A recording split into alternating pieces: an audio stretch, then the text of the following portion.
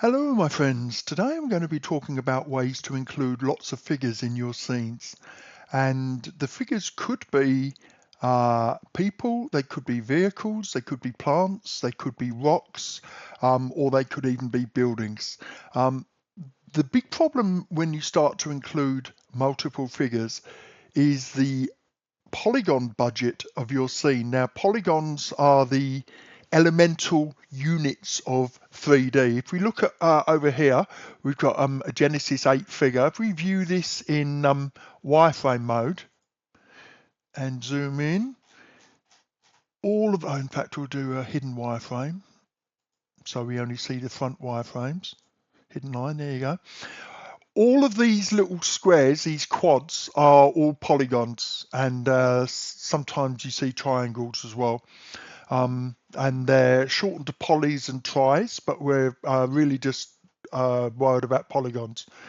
So every scene has a polygon budget, and that doesn't mean that you're limited in the number of polygons that you can have, but it does mean that the more polygons you have, the longer it takes to render and the more your scene slows down.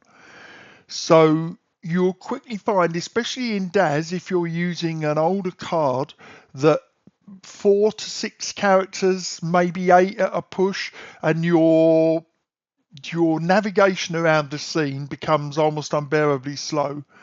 Even if you've got a really powerful card, I'm using DAS here. I'm going to be using Poser in a minute. And even if you have a powerful card, it doesn't take a lot of figures to make the interface unusable and to push rendering time up through the roof. So what I'm going to be doing is a two-part tutorial on how to include lots of figures in your scene. So the first part today is going to be looking at the different techniques that you can use for including including lots of figures. So here's the main ones that we're going to be looking at, and then the next one, which I'll be recording at some future point, is going to be looking at ways of including actual full 3D figures and ways to optimize so that you can have the very best quality. So here are some techniques that you can use to include lots of figures in your scene. So the first one is instancing and advanced instancing. They tend to come in pairs actually, because the advanced version of each one is a solution to the limitations of the previous one. So we've got instancing, advanced or scripted instancing, billboards and scripted billboards, low polygon figures and customizable low polygon figures, and then full 3D. And we're going to briefly go through each of these and look at their pros and cons. So the first thing we're going to look at today is instancing. And I'll show you how instancing works. Instancing, if I took this figure and then just loaded another version or duplicated her, the memory budget for this scene would increase by the full amount of this figure and her clothes. And I can't emphasize enough that the clothes can often be as expensive in terms of memory as the figure itself. So never just think of the figure as being the expensive bit. Everything that you add to it adds to that expense dramatically. So we've got this figure here. If I just duplicate her here, if I go up to here and then just do duplicate node hierarchies and I get another version of her, the budget, as I say, for this scene will just double. So I hate working on this compressed screen. This is my recording screen, but so that you can see all of the different things. But so there she is, Rima, and then I duplicated her and got another version of Rima. And you can check the polygon budget for your scene by clicking on Info here, and you can see the number of polygons in your scene here. This is actually the total polygons in the scene, and then it's the number of polygons for the figure down here. So I'm just going to get rid of her because that's not really what we're looking at. Okay, so scene, outline, and I'm just going to delete. I could have just done undo. So that's one way of working, but first of all, we're going to look at instancing. So what we're going to do is we're going to make sure the figure is selected. And just for simplicity, we're going to get rid of tone mapper and environment. They automatically came in when I did iRay preview. So I'm going to select Reamer. I'm going to go create, and I'm going to do new node instances. And this allows me to create as many instances as I want.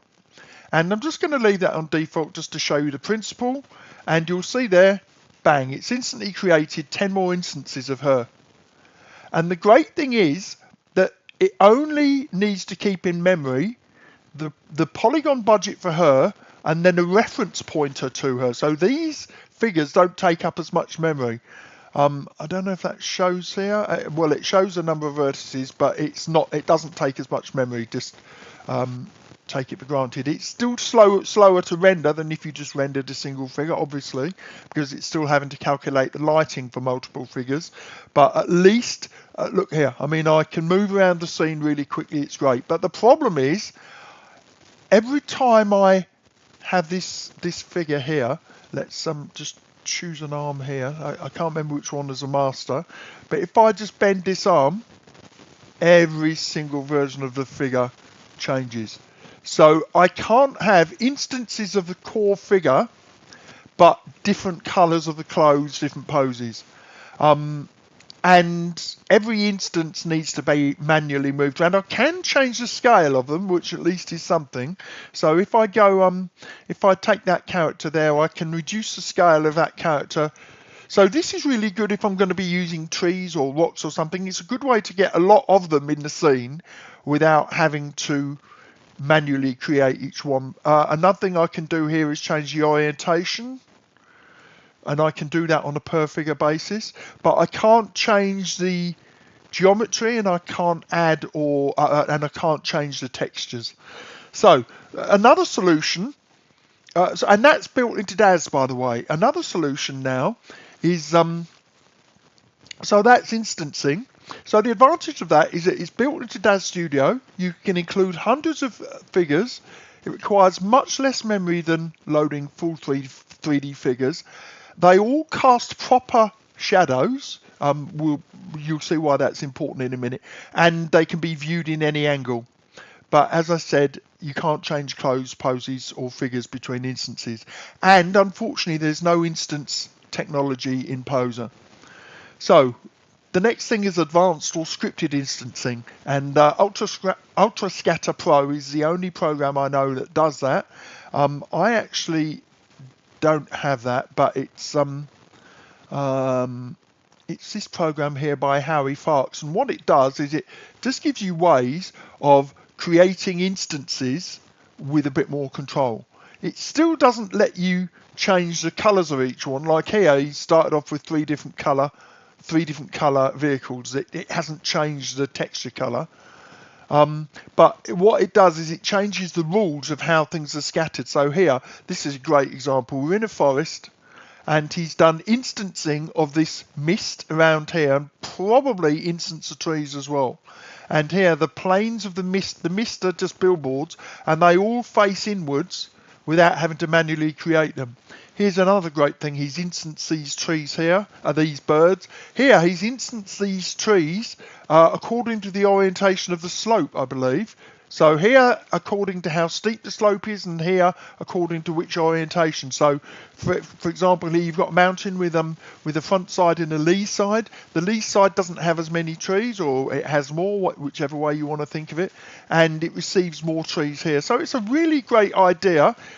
Here he's got a noise distribution here. He's got a noise map, and it controls the distribution. So you can see it's very, very much oriented towards plants. He has got clouds here, but this is a little bit more, well, I'm not so sure that this is useful. I guess you could do it for like a concert crowd or something like that, but I'm not too sure about that. And then here he's got attraction and repulsion to objects in the scene as well. So a really great script to improve the benefits of instancing, but it's still just instancing, and the biggest problem with instancing is that you can't change the geometry and you can't change the the colors. So the next thing we're going to go on to is billboards. Now you're almost certainly aware of billboards. They are basically, and this is where we're going to get into a bit more detail again. So I'm just going to get rid of all of that. Z, Z, Z, Z, Z, Z. Go away, go away, go away. Can't I just delete her? So billboards are 2D polygons with a transparency mapped texture mapped onto them. And I'll give you an example here. This is Greco-Roman crowd, and what we've got here are high resolution looking figures are loaded on into the scene, and it looks great from the front camera angle, and you can zoom right in. They've got, you know, high resolution clothing, high resolution hair, blah blah blah.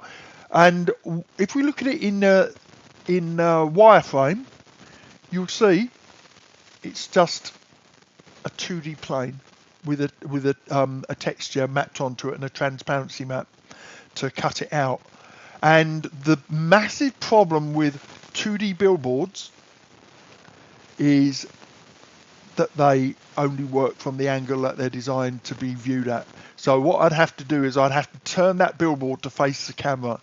Also, if I had a scene where I had her from the front, but then I need to move the camera, of course, turning her to face the camera so she looks exactly like that just from this angle is not realistic. What I'd do as I move around, I'd see the side of her arms, for example, yeah? So 2D billboards are great for populating scenes. This is a Greco-Roman crowd from somebody or another. Who did this one? Simon WM. And it's great. One of the other problems with billboards is that they tend to use, like this Roman one, you'll recognize a lot of the Roman clothes because they're not creating their own clothes. They're just using off-the-shelf DAS clothes. So the clothes will be ones that are familiar to you from 3D. Let me have a look at some of the other issues here. So the great thing with billboards is that they are extremely low memory because they only use a single polygon, one square, with a figure or an object projected onto them, so you can easily have thousands of figures in a scene for the same polygon budget as a single full 3D character, and you can use them in Poser. So if you buy the ones for DAS, you can easily adapt them to Poser. If you're using DAS 2025, it doesn't do one of the main output formats anymore, so that's a bit of a pain. So you're going to want to keep your earlier version of DAS as well.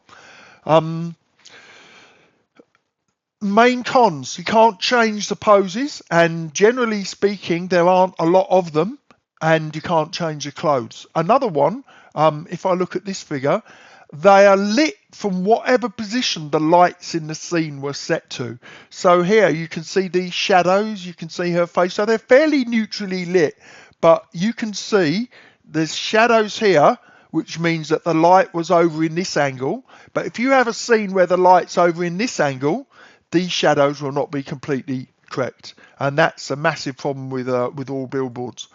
As I just showed you, they don't respond to change in camera angles, nor do they cast proper shadows. So if I quickly, if I change this to iRay render, so there's a shadow in the scene. So there's a shadow going back there, but if I move the light right down here, that shadow should go really long. Or if I move to this side, we should see the shadow of the width of her body going over there, and it's not doing that. So that's a huge liability with basic billboards. Well, that's the main thing with that. So to every solution, every limitation, somebody has tried to come up with a solution, and the best example here is advanced billboards or scripted billboards, of which the Now Crowd series by Riversoft is the greatest example. So this guy or woman or team or whatever has created an entire series of billboards that solve the problems that I just showed you there. So I'll go back to filament render just to get the speed up a bit, and I'll get rid of that. And what we've got here now is let me see. Okay, we use Fantasy Life. So this first one, so there's a drunken barbarian. And again, look, the same problems. But what makes these different is that they come with a script. I'm 99% sure that I have actually seen some of them that auto face the camera, or maybe there's actually maybe there's one here. Let's have a look. Does that do it? No. Okay. Right. Okay. So anyway, I'll use these scripts here, and it calls up this billboard angle. Make sure I've got that. Oh, need to have him selected before I call that up. Right. Let's see if that camera angle works now. Preview. Oh my goodness. No. Okay. Let's go back. Right. It's all going horribly wrong. Right. Okay. I hate it sometimes when you do undo, and undo undoes, like, doesn't just undo the script, but it undoes the load of the character. So anyway, we're back to here. Move to the side, choose this billboard, and now we're going to choose the script here. And what we can do is choose this angle thing here. And what it lets us do, make sure preview switched on, is orient the thing for the camera angle. So it's, there you go. So this is what these simple billboards didn't give us, is this side profile. And we can do the up and down as well if the camera angle's up. And then I just do that. And in theory, it now loads that. And it has loaded it, but it's loaded it from the front. So there's a script there to orient the billboard towards the camera, which I did, and it actually made it crash, if you recall. So I don't quite know. Orient camera. Select billboard perpendicular to ground plane. Don't know about that. Preview. See what you're going to do. Ooh. No. Okay, that's flat. Okay, why is that not? It's meant to be turning towards the camera, and there was an auto mode that did this, but what it's done. Oh, I've lost it again. Gah. Right. I'm getting angry. Hulk go smash. We use a different figure.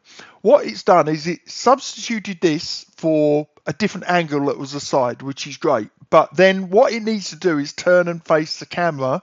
So here's the camera on the side. So it needs to turn that billboard. I can manually turn it, of course.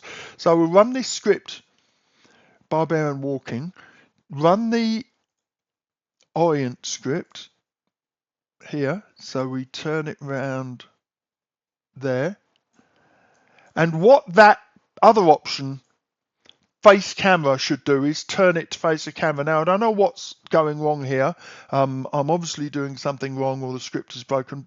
Maybe it doesn't like this, but I'm just going to manually turn it to face the camera. And now we've got the correct side profile. And this team, Now Crowd, have got thousands and thousands of these different figures. They're excellent. I strongly recommend them.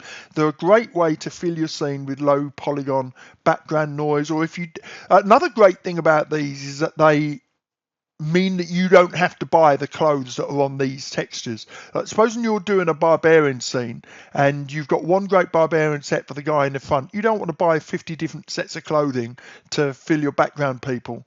So I forgot to put that on my billboard, but that really is an excellent thing there. So they are still somewhat limited by the viewing angles. Each set comes with, I don't know, let's say 72 viewing angles, up, down, round. You know, if you work out how many angles there are in a compass, 360 or, you know, infinite really, but how many angles you would render from. The sets tend to be really huge, you know, like 10 or 20 gigs. But even so, you think about the infinite number of camera angles. Obviously, he's not rendered these billboards from every single possible camera angle and every single, you know. So I think it's 72 they come with, but I can't really remember. In fact, let me go and have a look. Now Crowd billboards. So here's what's this? Modern City Life. 33 figure billboards. Right, so there's 72 different viewing angles. There you go. And here's an example. of one character in all the viewing angles. So 72. So I imagine he's done something like 4 to 6 vertical angles and then divide 72 by that. So I don't know, what's that, 36, 18. So 18 angles in a circle, something like that. When you start multiplying vertical by horizontal, it quickly means that you don't actually have a lot of viewing angles after all. But still an excellent product. I can't speak highly enough about it. I mean, look at this, $9.29. That's fantastic. For hundreds of figures in your scene that you don't have to buy clothes for. So really an excellent solution. Again, they don't cast proper shadows in all situations, but because you can have the orientation, it's a much better version than standard billboards. And again, because they're pre-rendered, where are we? They're pre-rendered. They already have the lighting from a particular direction. So in this case, there's a shadow here. So it means the lighting is over here somewhere. So I don't know if they is consistent with that. Let's move this around and see if his lighting is consistent as you move the character around. So accept that.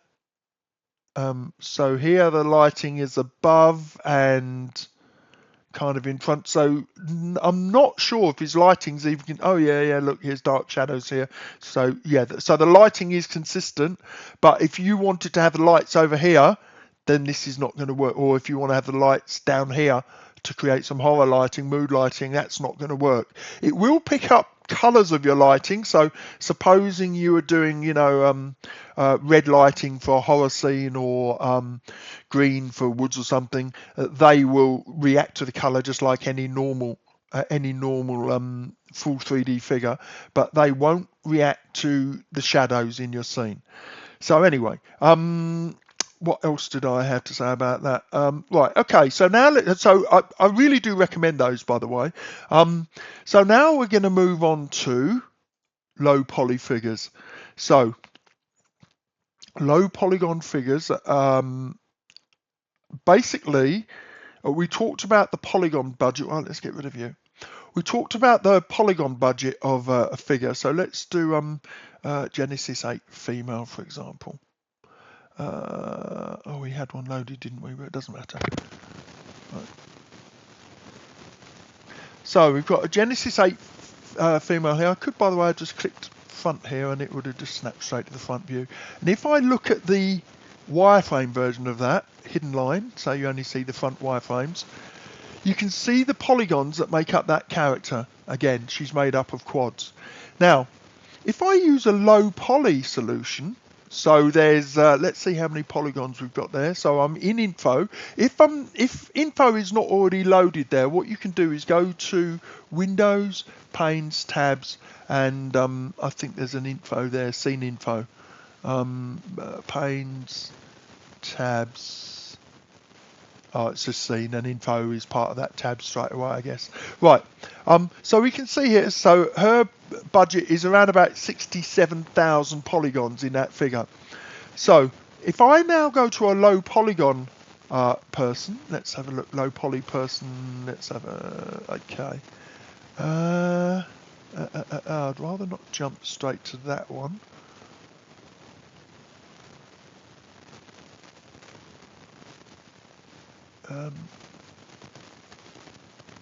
Okay, I'm going to just use this one, doesn't matter.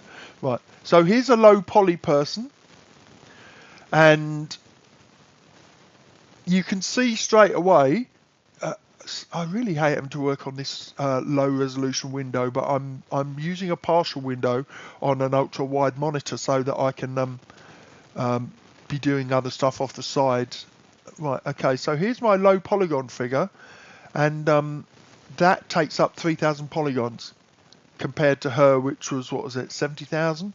So what, 5% of the polygon budget of this? Now, here's the problem with low poly figures. If I just choose that monstrosity.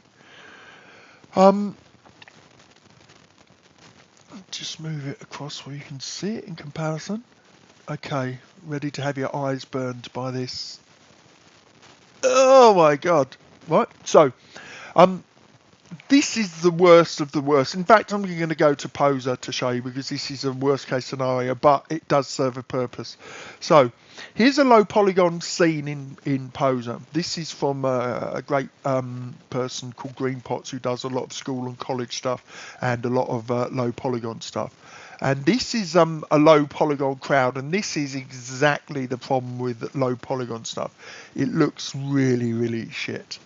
I mean, look, zoom in there, and he shows exactly the same pose for everybody in the crowd. But if you view it from way out here,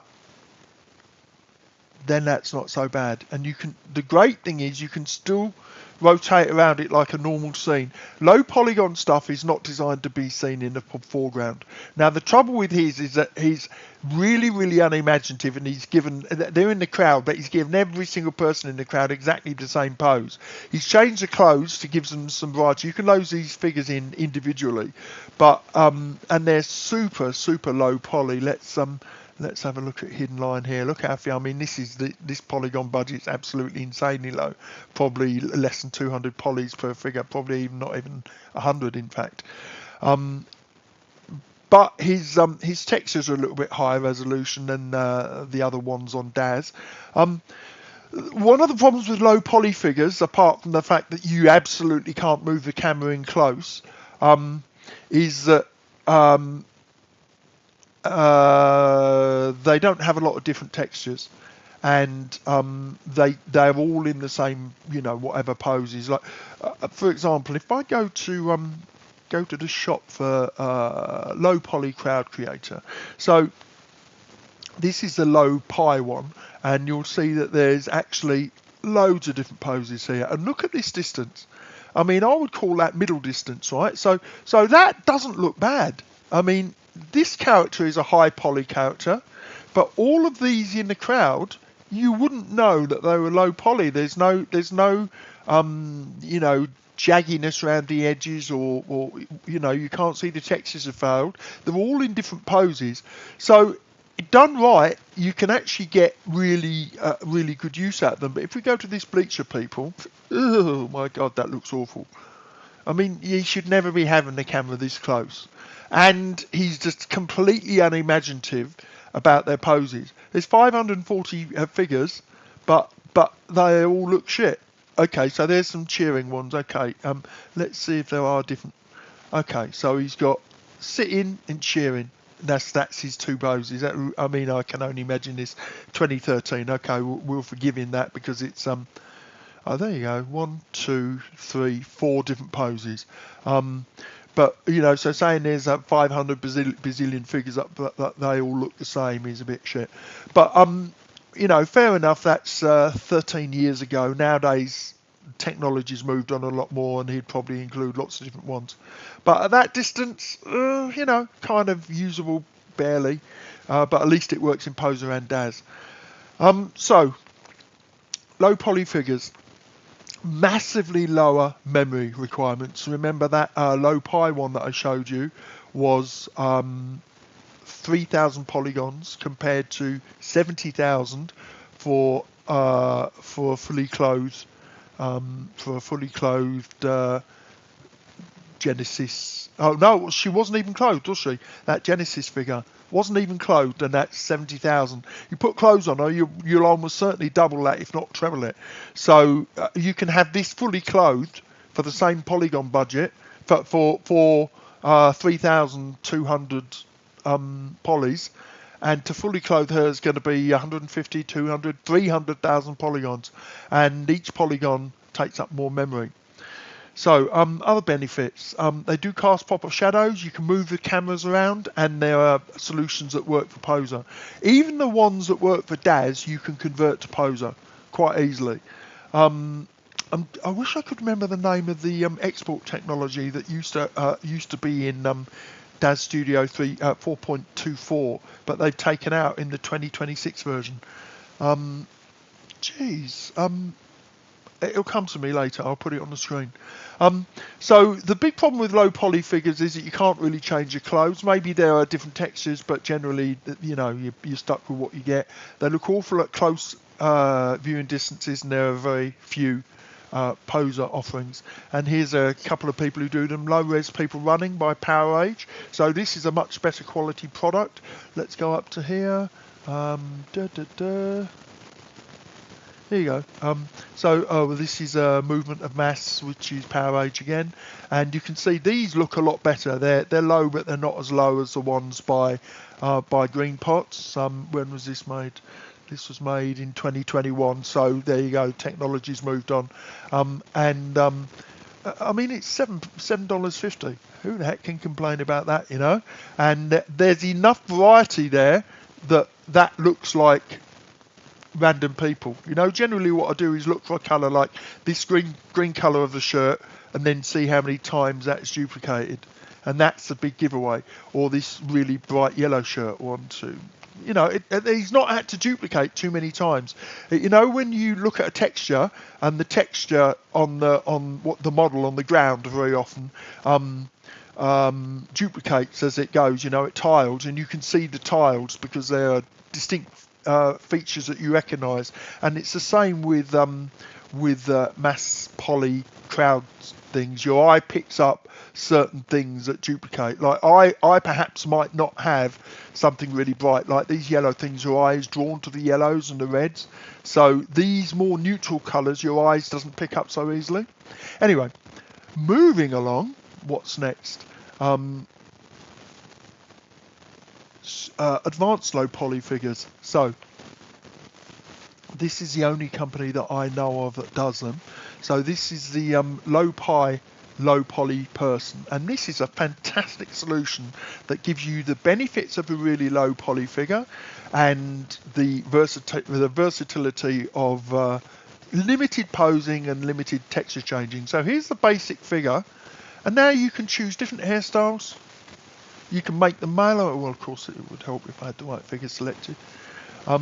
You can choose male or female. You can do clothing. You can mix and match the clothing. You can put, okay, where's the tops? There you go. A top, you can change your gender. There's even some limited poses here. Okay, let me have a look. All with the same benefit. So this author, whose name I've forgotten already, because there you go, Code 66, but Code 66 is actually part of a team for the figures, and then Code 66 also does the back-end scripting, which lets us do all of this stuff. But he or she is part of a team of people who makes these figures, and I can't take my hat off enough to this person. You could export these. I'm not quite sure how much effort it would be, but you could export these for Poser. There isn't a Poser solution. Python is capable of doing this, but there's just no Python authors really working on Poser except Ken 11. So it's a bit of a shame. But this is a fantastic solution. Texture's a bit awful, but they're not designed to be seen at that distance.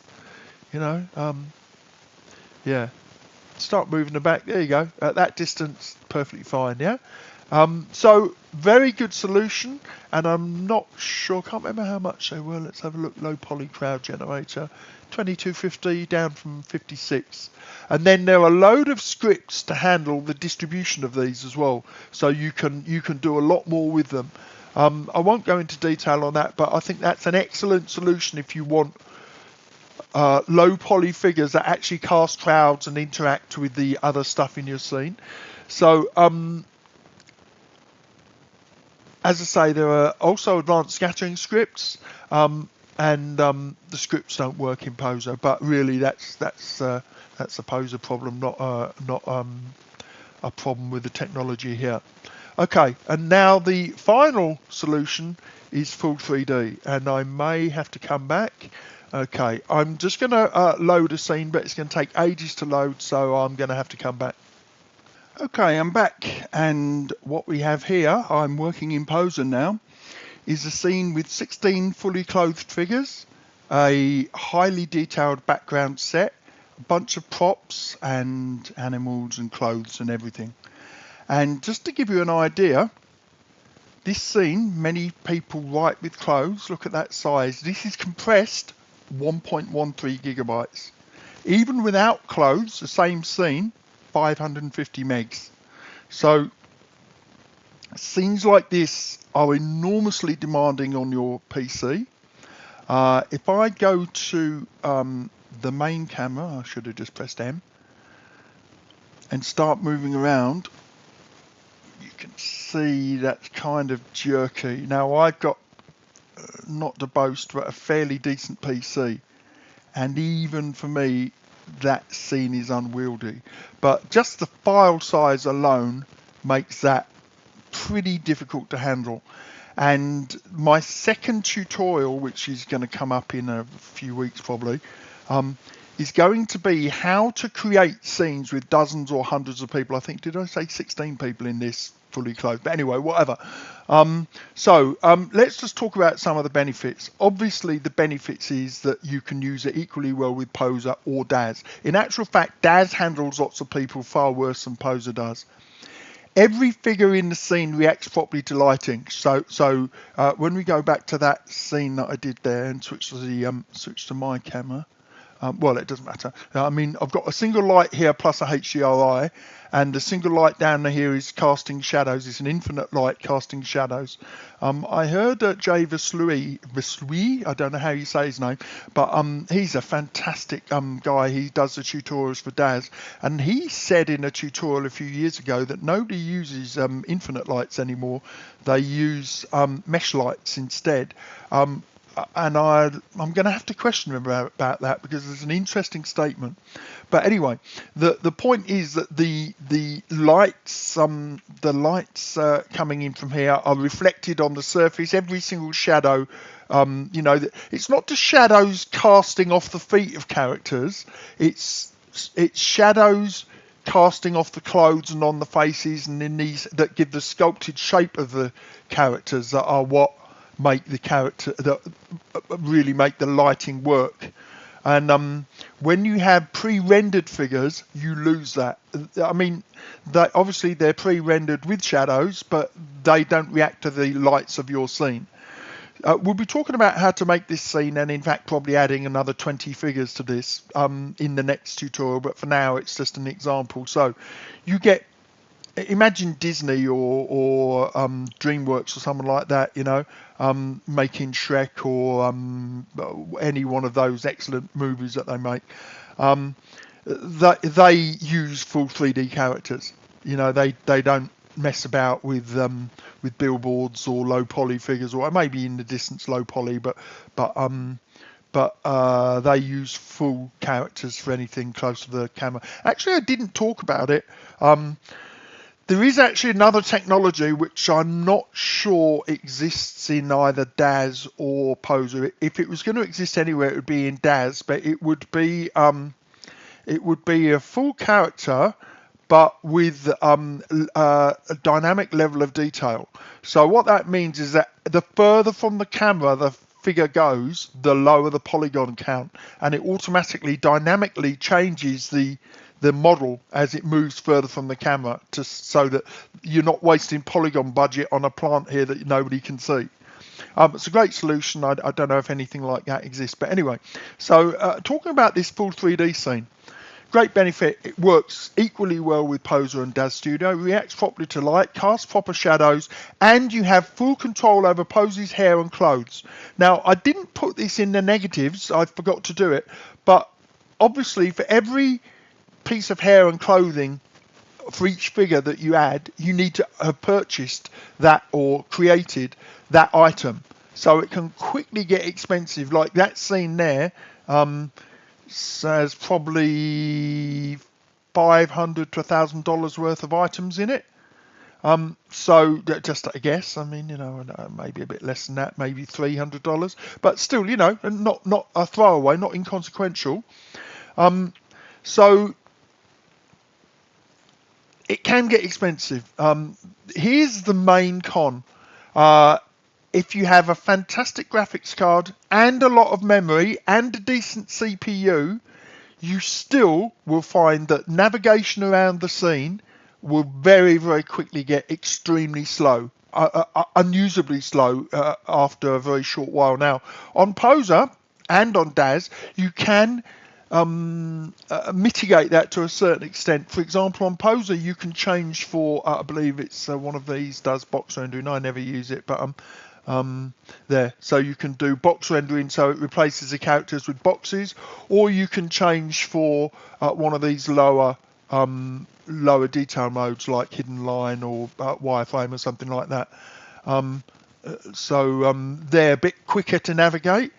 Less hungry on resources, or if you go here and you go to box rendering, it just replaces them, so you're looking more at the oh, okay, it even takes a while to do the boxes.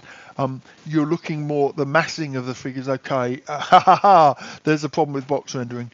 Right, so this scene is inside a sky dome, and it's rendered the sky dome as a box which is hiding everything.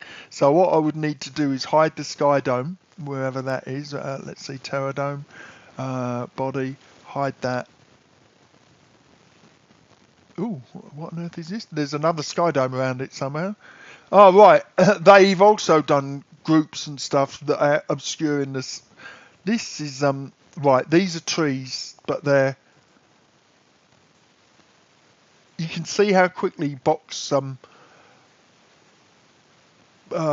shortcuts. Let's see, all of these plants are in large groups. Right, this is a fucking vibe. This really annoys me, actually. So what they've done, it's turn box rendering off because that's awful. If you're inside a scene, it can work fine, but right, give me full rendering. Stop messing about. Full. Right. What this person has done is they've grouped these trees. I think that you should, if you're providing a product, you should never ever group all the stuff. Like here, they've grouped them, but they haven't grouped them in Poser. They've grouped them in their 3D renderer. So this whole area is a box here. This whole area of these plants are a box here. Sorry, going off on a tangent, but this is really important. So what happens then if you do box view? The box that represents these plants obscures the boxes that represent the people inside, and so you end up being screwed. Anyway, I'll have to be careful not to save this scene. In fact, I'm going to shut this down without saving because I don't want to overwrite my other scene. I've done so much work on that scene now that what I should do is actually make a duplicate of it. I know it has autosave turned on, but even so. So as I said, it slows your software down very, very quickly, and 10 times more on DAZ Studio. DAZ Studio is not well optimized for the preview.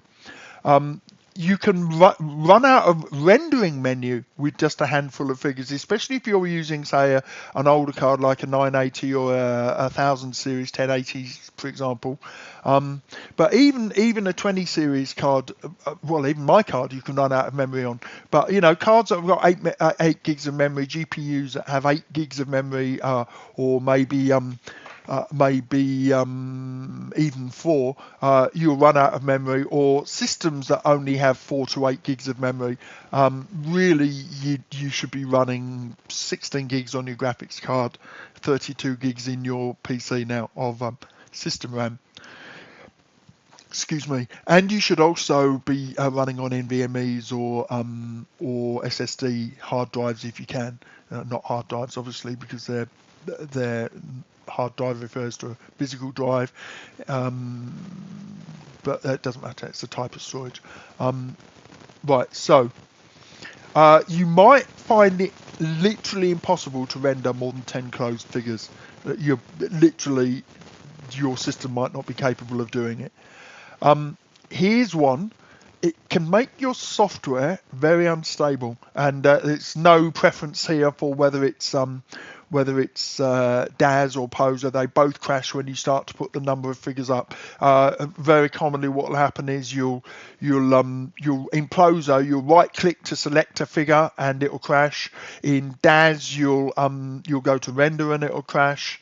Poser, it will render to black and maybe crash. There's a whole variety of exciting ways that these programs crash when they're short of memory. They might just not even try and render. Also, I know it comes with the territory, but it takes ages to pose every single figure. Um, that's a double-edged sword because you can have every single figure exactly how you like it with the right clothes, the right hair, the right poses. But every figure that you pose takes an amount of time to pose, and I know that most of us are probably using preset poses and then modifying them to the terrain, but that still needs to be done. There's some modification, but here's the problem: the more figures you add, the longer it takes, even just to do those modifications, let alone the individual poses. So there is a huge problem. Oh, Control 0 in Photoshop, full screen. So there's a huge cost to full 3D, but there are a lot of ways that you can mitigate the cons, and that will be the subject of my next video. I'll be showing you how to mitigate in DAZ, and I'll be showing you how to mitigate in Poser because it's more or less the same thing. So anyway, guys, just to summarize again, so what we've done today is we've talked about ways of including lots of figures and the pros and cons of each of the types of technology. And in the next video, as I say, we'll be talking about how to create your own scene with full 3D. I did do a video on how to create your own billboards, and I'll link that. And I also did a video on how to create your own what else did I do? Oh no, it's just how to export figures from DAZ to Poser, and I'll link that as well. So hopefully you found that useful, and you have a fantastic week, and I will speak to you again soon.